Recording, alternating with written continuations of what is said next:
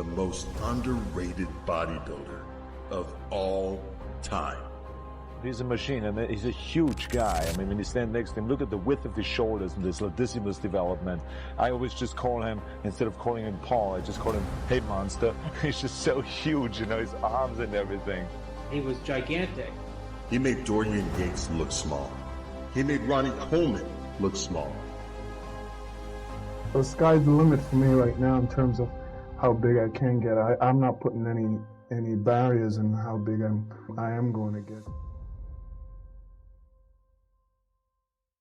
Welcome, everybody, to Unfiltered with Paul DILLETT'S.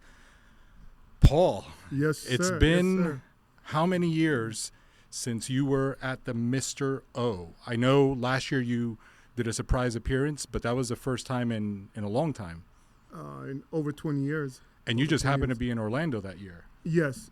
I just kind of, it was like a pop-up. Like a pop-up. Okay, that was good. But this year you made your official return to the Mr. Olympia Weekend. Yeah, this year was the official return to the Mr. Olympia. It was the 60th year of the Mr. Olympia. So, you know, the guys asked me to come and be a part of everything. So. And how different does it look now compared to your last Mr. Olympia Weekend? Very different, very different. The comparators are totally a different look from my era, you know. The expo looks completely different. I could be wrong, but I think the expo back then was bigger. There was more people. I know 100% the booth spaces were a lot more elaborate. They had the big, massive booths. There's some companies who would have booths that were upstairs and downstairs booth, and I didn't see that this year. There was a couple booths that was, you know, fairly nice, but for the most part, I think they're all a lot of small mom and pop booths that I saw. Okay. Well, before we even get further into dissecting what happened this weekend, one of the reasons that we're even recording this show right now is because I think popular opinion is that the real golden era of bodybuilding is the 90s. And you are front and center in that era. Like, no one can talk about the 90s without talking about Paul DILLETT'S. Well, I think, you know, every comparator, every athlete's going to think that, you know, their era was the best, whether it's football, basketball, baseball, bodybuilding. You know, you're going to favor the era you came from. Although for me, I liked the era before my era even better, which was the Lee Haney. The 80s. Yes. Rich Gaspari. Yes, Rich Gaspari. I saw Rich in Vegas. I always admired Rich. Rich was the first guy to bring the striated glutes to the stage. Yeah. You know, Labrada. Lee, definitely. Lee didn't have the striated glutes. That was definitely Richie Gaspari who brought that in. I think Rich brought a condition to the stage that no one else has ever brought. I think when you look at the 80s, you look at Rich and Lee and Albert Beckles, and you look at the quality of muscle in the 80s. But then you fast forward into your era, the amount of muscle that you guys were bringing to the stage was completely different. You, Flex, Chris, Dorian, Nasser, the amount of muscle was so significant. You know, when you think of the late 80s, early 90s, you cannot overlook Gary Stratham. Oh, man. Incredible. Proportions. I see people talk a lot online about different comparators, but I don't hear the name Gary Stratham being thrown around. I'm like, listen, you can't talk about the late 80s, early 90s without not talking about Gary Stratham. You know, everyone talks about, you know, DILLETT'S shoulder. The only reason I have the shoulders I do is because I admire Gary Stratham so much. I wanted to have shoulders just like Gary. You know, funny thing about Gary is, do you think that some of his legacy was tarnished because he went to compete outside of the IFBB? It's very possible, but you know, he was just looking for other opportunities. bigger opportunities, which at the time, you know, the IFBB wasn't providing that, and Vince McMahon came in and provide that opportunity. I mean, here's a guy who's making $50,000 a year with a WEDA contract, and then here comes Vince McMahon, who offered him a 3-year deal for like 1.3 million. Be like That's a no-brainer. That's a no-brainer.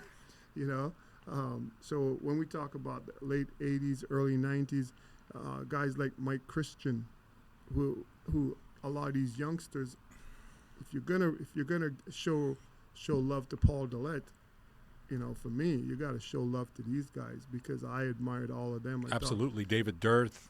Oh man, there's so many. Aaron Baker. There's so many incredible competitors that came from that era, who made the people like myself, the Flex Wheeler, the Kevin Lavrone, the Chris Cormier. We were all kids admiring all these guys. I know if these guys hear this, they'll remember, you know, us going to Mike Christian's house and just couldn't believe that we're hanging out with Mike Christian. Absolutely. And I think that that's pretty much what brings us to even discussing this now. It's the guys who actually stepped on stage are really the ones that can have a real opinion based on experience, because it's the experience that you have having stepped on stage plus the experience you have of having done it that gives you the insight that your average, you know, Insta fan doesn't really have. Well, you know, today you have a lot of guys who are given opinion that I don't think you earned that. I don't think you've earned that right to have any opinion. Or having an opinion is one thing because everyone is entitled to that. But you know, it's the way they speak about some of the athletes. You know, about how they put them down and the critiques that they have. Where I'm like, on their worst day, you couldn't stand next to them. So I think it's okay for you to have an opinion, but you should also put some respect on each and every one of those athletes' name when you say it. Well, I don't think that the average person, even the average bodybuilding fan, truly understands what it takes to get ready for a show, let alone a show of the quality of the Mr. Olympia. The magnitude of that show is absolutely mind-boggling, and what people don't know is what, you know, how much pressure you put on yourself, because every man goes there wanting to win that title. It's the most prestigious, it's the most sought after, so everyone wants to win it. Now, it's only one man going to win. We all know that, but it doesn't deter us from saying, listen, I want that title. And it's a lot of pressure. Sometimes you put so much pressure on yourself that you can end up getting yourself hurt because you want it so bad, and the average person have no clue what that feels like to try and get ready for a show of that magnitude. Over the weekend, you were a guest on Dennis's podcast, and just speaking on what you were saying, you were going over the '94 Arnold, and you were explaining how you started to cramp up from the calves up. Yeah. But even before you stepped out, you were saying you felt like you had ants crawling on your face. Absolutely. It's like, you know, best condition ever, but again, stupidity, or I don't know if you want to call it stupidity or just competitiveness, where I think every athlete from any sport will say the same thing. When you're a true athlete, you'll do anything to win. The only thing that matters is winning. Mm-hmm. And, you know, when you lose that edge, when you lose that feeling, that determination, you'll never be the same again.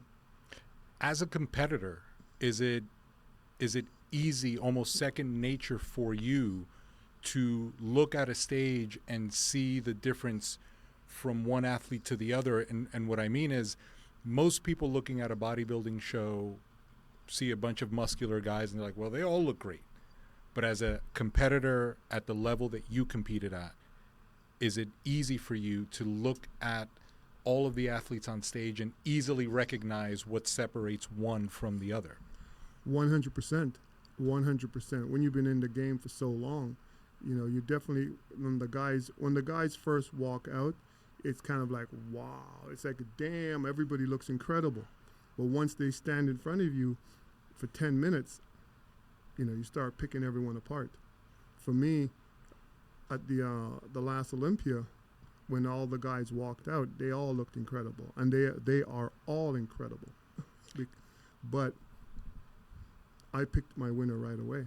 Well, and that was one of the things that was interesting to listen to. You were at the table, Chris, Sean Ray, Dennis, and everybody had insight. Even Derek was sharing some of the things that he thought. But you had your guy from the moment that you started talking about it. Was there something that you saw that was different? Well, the same gentleman that I chose or picked to win, when I saw him last year, I thought, he had the best physique last year. He didn't have the best condition. And that's, I don't want to pronounce his name right. Oh, Hadi. Yeah. Hadi looked amazing last year. I thought he looked incredible. My honest opinion is he was robbed. He had the best condition. He had that old school graininess in his midsection that I was... Like a Rich Gaspari look. Correct. I was blown away by that. So for me, last year, I had him the winner from I saw them walked out. This year, Samson was the guy for me. He walked out. And when the guys on the other podcast asked my opinion, I told them, I said, this is my winner, and this is why I'm picking him as the winner, because bodybuilding, based on what I was brought up, what you look for is the overall balance, the symmetry. And I said to them, if you do the symmetry round, you tell me one person that could have beat Samson in the symmetry round. And I feel like some of the people that go to shows don't actually have a good grasp at how judging is conducted, because you're going to see guys that have overpowering quads. You're going to see guys that have overpowering shoulders, or even Derek, when he turned around, his back was overpowering his front. He looked amazing. He looked great, but he got third, and that's what he deserved, was third. He looked amazing, but Hadi's Hadi, and his condition was there, but Samson took it up another level. He took it up another level, and neither one of them has his shape. None of them have the balance he has. You look at him, and you look at his waistline. You look at the shoulder ratio. He has the quads. He has calves. He has every single thing. So in a symmetry round, he won that for me with a perfect score. Now, in the muscularity round, did Hadi beat him in some poses? Absolutely. But as I said before, bodybuilding is not about the best conditioned person on stage is going to win. No, first and foremost, the most balanced person. Flex Wheeler didn't win a lot of the shows he did because he was the most conditioned. He won because of the symmetry, the balance. I said this to Sean Ray. I said, you've been a part of that. Your balance, your symmetry is what put you over the top. For me, I'm a big guy, but at the same time, I beat a lot of guys who had better condition than I did. Come to mind, Andreas Munzer. For sure. No one touched No one that was condition. more. No one. No one come close. No one still hasn't come close, But he just didn't have the balance. Didn't have the symmetry, and that's why I picked Samson hands down. No matter how many times Dennis asked, "What's my thought?" I said, "No, it's not going to change. Based on what bodybuilding is, Samson is the man, and he's going to be very hard to beat. I still think he needs to drop another 8 to 10 pounds, because if he does, he's going to look that much better. And if he does that, he's going to walk out on stage, and they're going to be looking for second place." As a taller competitor, because obviously you towered over most people when you were on stage, how different is it, or how much of an advantage is it for a taller bodybuilder when some of the other guys, or a lot of the other guys, are shorter in terms of the silhouette that you're looking at?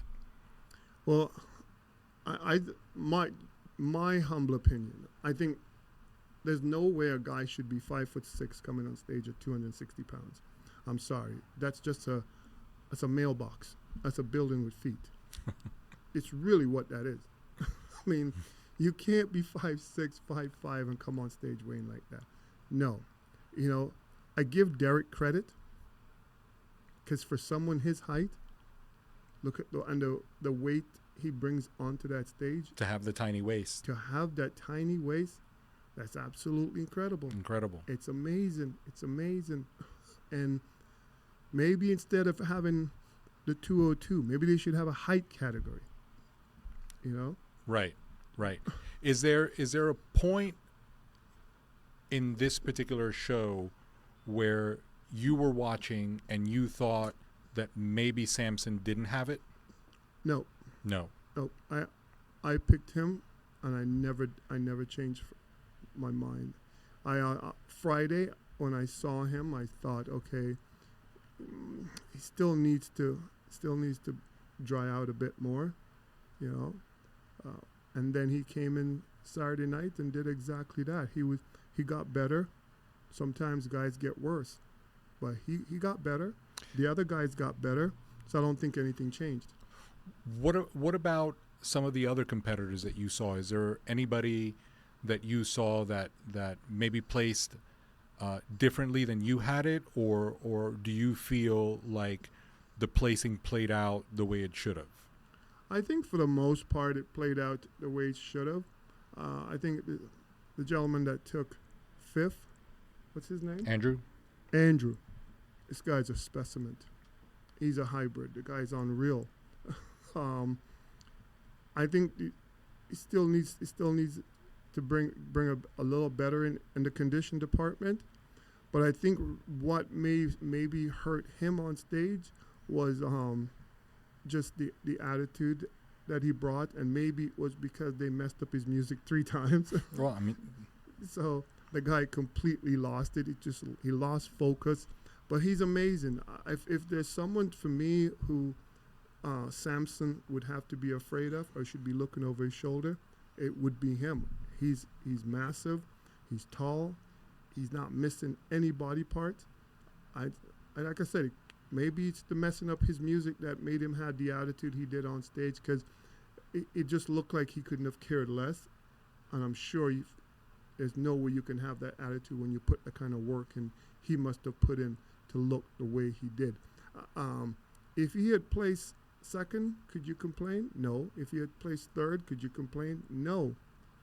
They all looked amazing, So I guess it really came down to pick him, except for Samson for me. That was my number one. And when it comes to the entertainment component of the Mr. O weekend, it's clearly not just who's put on the most muscle. You also have to put on a show, not just the guys on stage, but the entire weekend has to be a production. 100%. I don't find the Mr. Olympia, I feel more like every guy that walked out on stage, with the exception of 1 or 2, it looks more like they're guest posing. That's just the feel I get. And I always tell everyone, this is just my opinion. Doesn't make it right, doesn't make it wrong, but I've been in the game for a long time, and I've done a lot of guest posing, and what I see is just appear like they're out of guest posing. And again, times change, things change. Like I loved when I was a kid growing up, I loved watching Muhammad Makawi. Mm-hmm. Some of these people are saying, who the hell is he talking about? Incredible silhouette. Yeah, the man's, it was talk about when he posed, you're mesmerized by it, Did the standard change at a certain point in time that maybe eliminated the need for the guys to come in at the same level of condition that the guys in your era had? Because even if you look at 1 through 10 at any show, the Arnold, the Night of Champions, the Olympia, like everybody was in shape. 100%. Maybe the game has changed. Like I said, the guys were just not as big as these guys are today. Where maybe today the focus is more on size than it is on condition. And someone might say, how can Dillette, of all people, say that? But when I competed, I said I was 6'1". I'm closer to 6'3". And the heaviest I stepped on stage was at 280 pounds, and I thought I was too heavy. Wow. And the best I ever looked was at around 265, 270. Wow. What show was that? Arnold Classic for the first year. Wow. So it just goes to, it's bodybuilding is an illusion. And I was speaking with Sergio Olivia's son, and I told him he's amazing. I loved his dad. His dad once said to me, I give him the advice his dad gave to me. I said, your dad said to me, the scale is the enemy and the mirror is your friend. I said, take it however you want. I said, that's what he said to me. I'm repeating it to you. That means don't get on the scale, because when you go on that stage, nobody's weighing you. They're just looking at you. It's a physique competition. It's not how heavy you weigh. So I think today maybe a lot of guys are fixated on the number of what the scales say instead of what the mirror says. The scale is your enemy and the mirror is your friend. Yes, sir. Look at that. It's become a game of who can be the heaviest almost. That's what it appears to me. That's how it appears. It looks like everyone wants to beat the next person on how much they weigh on the scale. Someone told me Samson weighed 300 pounds. I'm like, well, if he weighs 300 pounds, he's too heavy. Because I still say I picked him as my winner, hands down. But you still felt he needed to come down a little bit more. Absolutely. And if he does, he's untouchable. Yep. Hadi beat him in condition. 100%. But he destroyed everyone in the cemetery. And he had enough condition to beat them. But the other kid, Andrew, I'm telling you. You have a feeling. I got a hunch this kid, if Hadi, not Hadi, but if Samson slips up just a bit, or if this kid just comes on stage with the confidence, come out there like you, listen, man, this is your show. You want this. Regardless of what happened to your music, you have to still have that killer mentality. You have to go out there and do it for the audience. Forget about the stupid music. So what? Just put 100% into it. Don't go out there and stay out there for 30 seconds when you spent so many hours sacrificed to look the way he does. I wanted to see more of him. I didn't see enough.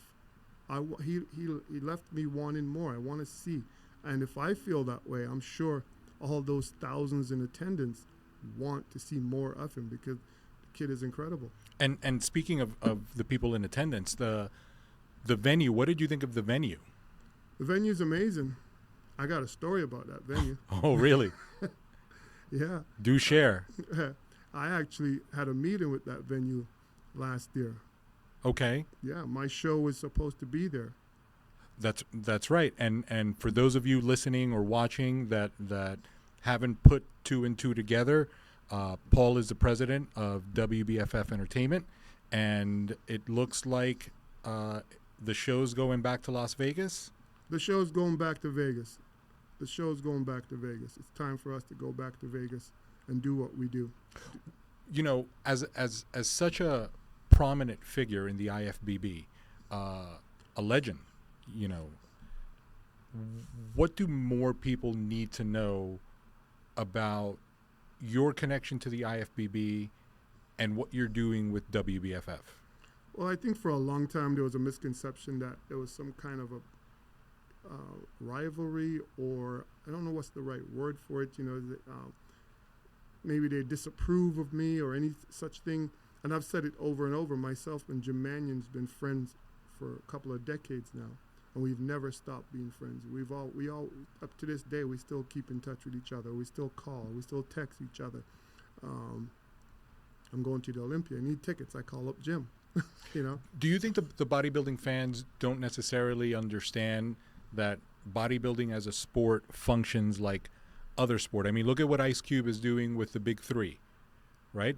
NBA players are going to play, you know, maybe they're not playing on the team they used to play, but they're still playing, right? It gives them an avenue to continue to participate in the sport that they love.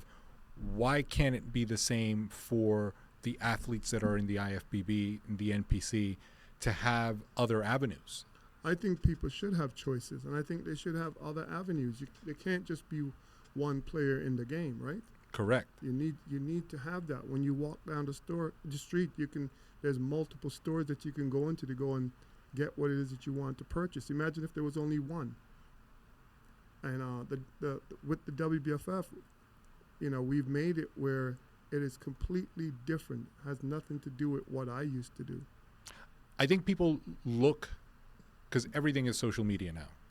People may look at pictures and posts and don't really have a real understanding of what you're trying to do with WBFF. So why don't we go into that a little bit? It's like, what are you bringing with the WBFF for the fans to expect or for competitors to want to participate in?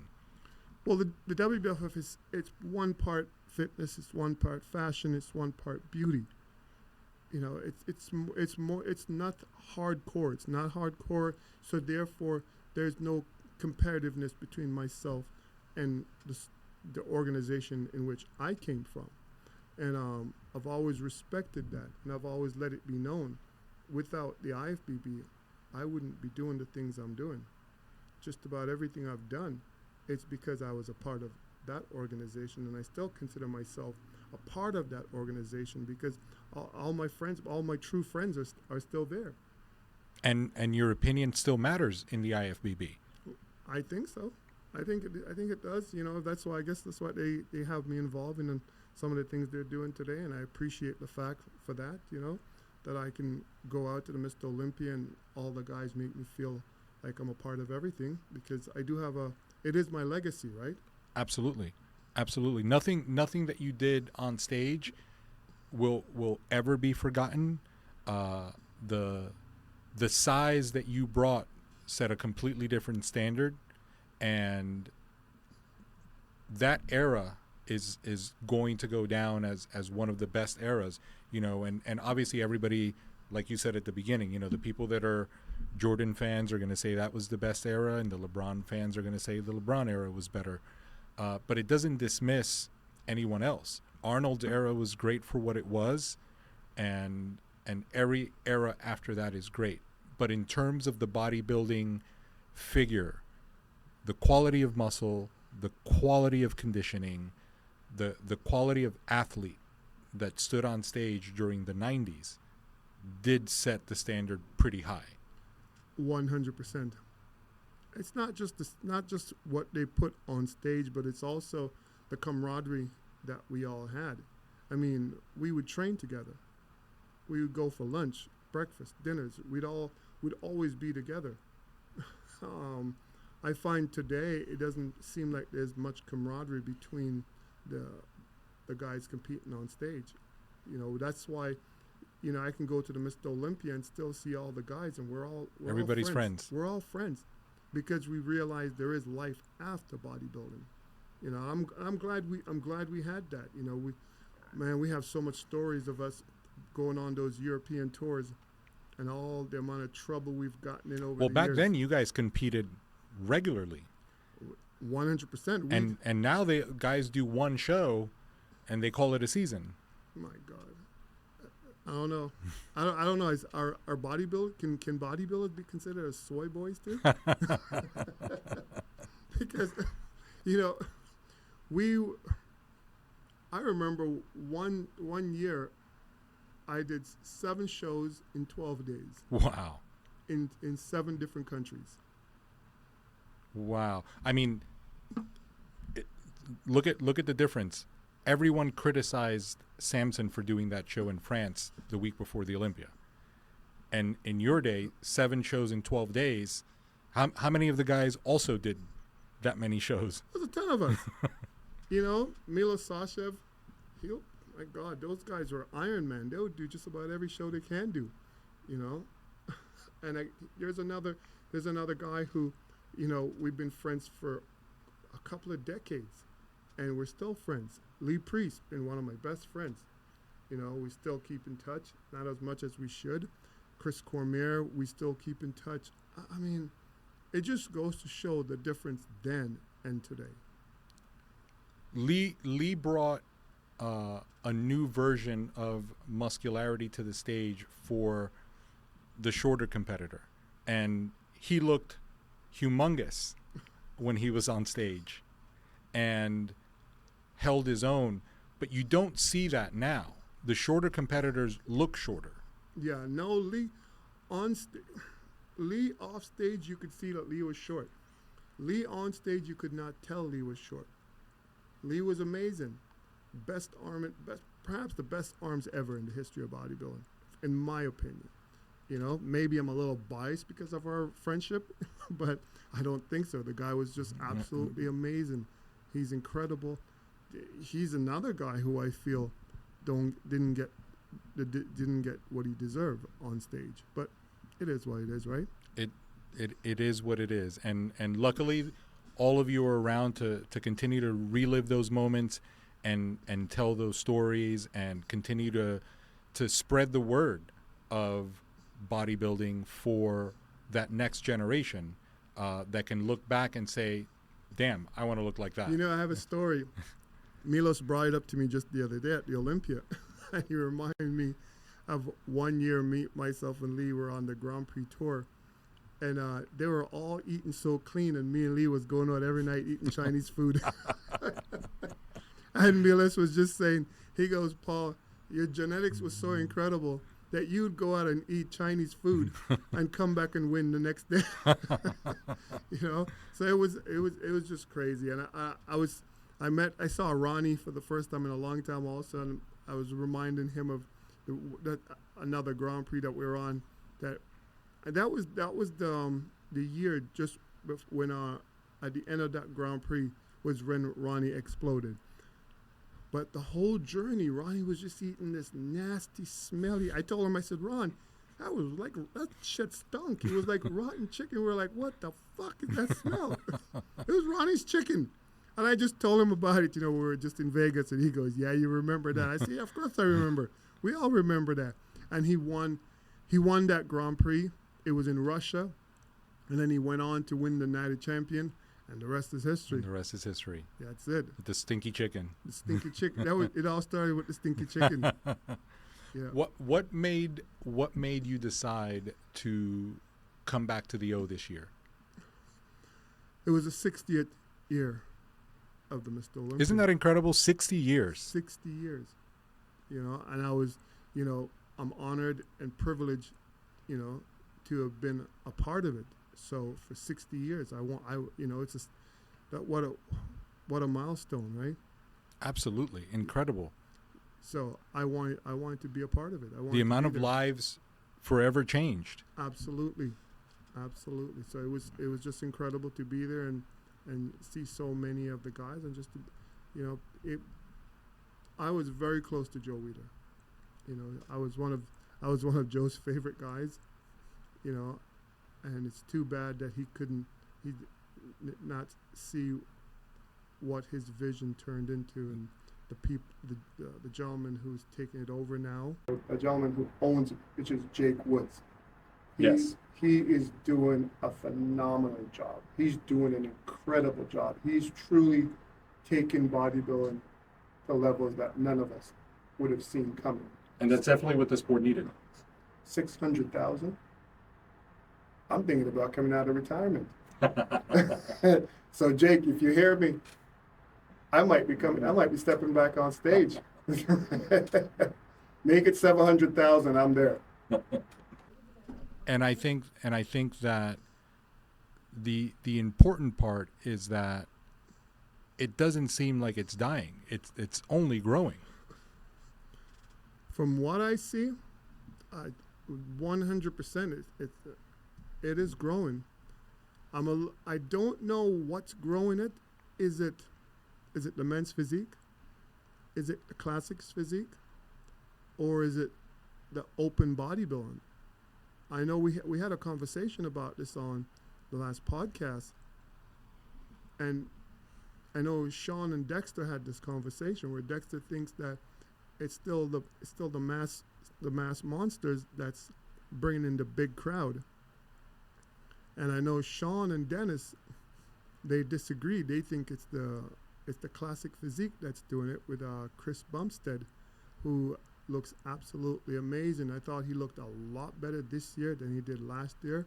When I saw him last year, I thought he looked good. He deserved to win, but this year he looked unreal. Looks unbelievable. I know he retired, but Cemented that win I could win another 2-3 more easily. easily. Easily. Well, I think your voice was definitely missing in terms of having more conversations about the current state of bodybuilding and stories of the past. So it's great to have you back in the scene talking about bodybuilding. It really brings a different element because, again, you know, you definitely represented something completely different when you were competing. Yeah. And it's important that those conversations be had, that the stories be told, so that the generation coming, you know, is also up to speed and up to date with the history of the sport. I think they should. You know, I am impressed by some of these kids online, though.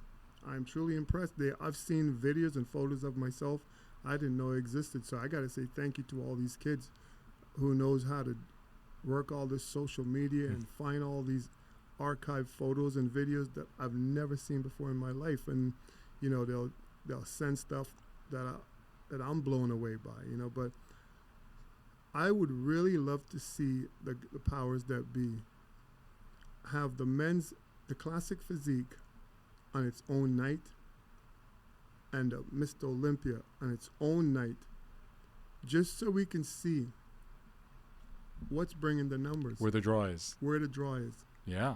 You know, because there was a big disparity in the payout. A big disparity.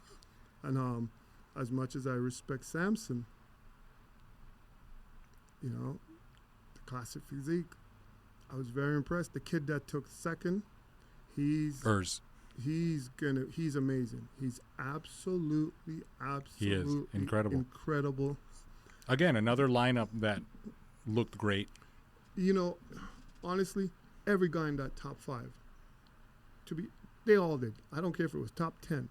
They looked amazing. They looked absolutely incredible. Just Chris always seemed to stand out, but this kid that took second place, Chris retire, next title is his. If he hears me, don't let me down. Well, Paul, I think that this is the beginning of many, many more conversations to be had on all things bodybuilding. And it's good to have you back talking about the thing that brought you to light.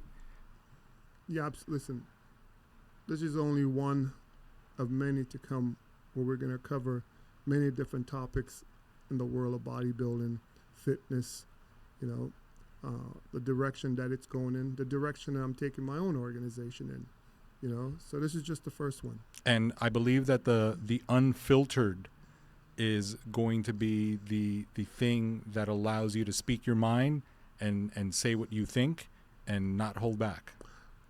That one's coming too. That one's coming. We have to start. We gotta take it slow, okay? So for everybody watching and listening, make sure that you subscribe, leave your thoughts and comments, any questions that you have for Paul in the comment section. And we are happy to make this episode number 1 of Unfiltered with Paul DILLETT'S. Thank you, Paul. Yes, sir. See you soon.